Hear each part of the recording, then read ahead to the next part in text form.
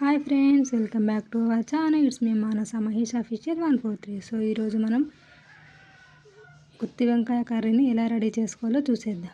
So మనం గుత్తి వంకాయ కోసం ముందుగా మసాలాని ప్రిపేర్ చేసుకుందాం. మసాలా కోసం కొన్ని పల్లీలు, అలాగే కొన్ని ధనియాలు, కొన్ని నువ్వులు, ఒక దాల్చిన చెక్క, ఒక 2-3 లవంగాలు, అలాగే మిరియాలు, ఒక్కటి బిర్యానీ ఆకు వేయండి. అలాగే ఒక అల్లం కట్ చేసిన ఒక 2 అల్లం ముక్కలు, 2 వెల్లుల్లి ముక్కలు వేసి మిక్స్ తట్టి పెట్టుకోండి. టమాటా లేదా ఉల్లిగడ్డ ఉన్న వేసేయచ్చు, మసాలా కోసం టేస్ట్ ఉంటుంది. సో మనం ముందుగా వంకాయని ఇలా 4 పీసులుగా చేసేసి 4 ముక్కలుగా కట్ చేసి ఉప్పు నీటిలో వేసి పెట్టుకోవాలి. వాటిని మనం కొద్దిసేపు మగ్గించుకోవాలండి. ఆయిల్ వేసి అందులో వేసి ఇలా మగ్గించుకోవాలి. మగ్గిన వాటిని పక్కన పెట్టి అదే ప్యాన్లో ఇంకొద్దిగా ఆయిల్ వేసి పోపు కోసం జీలకర్ర, ఆవాలు, కట్ చేసి పెట్టుకున్న ఉల్లిపాయలు వేసి కొద్దిగా వాటిని బ్రౌనిష్ కలర్ వచ్చే వరకు వేయించాలి. ఈ పోపులో కూడా ఒక లవంగం వేయండి, టేస్ట్ చాలా బాగొస్తుంది లవంగం దాల్చిన చెక్క వేస్తే.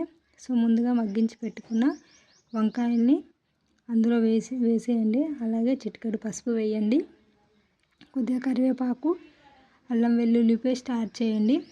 సో ఇవన్నీ యాడ్ చేసి 5 మినిట్స్ మగ్గనివ్వండి. ఆ వంకాయ మగ్గిన తర్వాత టేస్ట్కి సరిపడా కారం యాడ్ చేయండి. కారం, ఉప్పు, గరం మసాలా కొద్దిగా యాడ్ చేయండి. మసాలా అనేది మొత్తం వంకాయ ముక్కలకు పట్టే విధంగా ఒక 5 మినిట్స్ వరకు కొద్దిగా మగ్గనివ్వండి.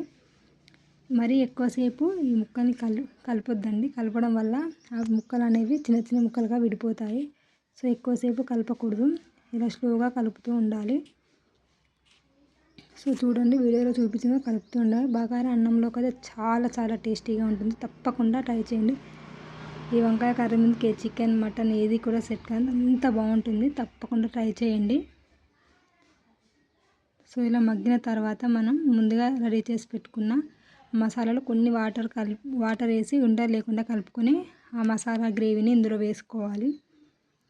చూడండి, ఈ విధంగా వేసుకొని కొద్దిగా మగ్గనివ్వాలి. మనం ముందుగా కొద్దిగా చింతపండుని కూడా నానబెట్టుకోవాలి. ఆ చింతపండు గుజ్జుని ఇలా చేసుకొని ఆ గుజ్జును కూడా ఇందులో యాడ్ చేసుకోవాలి. సో ఇలా యాడ్ చేసుకొని ఒక 5 మినిట్స్ మగ్గనివ్వండి. అలా మగ్గడం వల్ల మసాలా అనేది మొత్తం పూర్తిగా వంకాయలకు పట్టేస్తుంది. ఇప్పుడు వంకాయ ముక్కలు చాలా టేస్టీగా ఉంటుంది. ఫైనల్గా కొద్దిగా కొత్తిమీరని పైన గార్నిష్ లాగా వేసేయండి.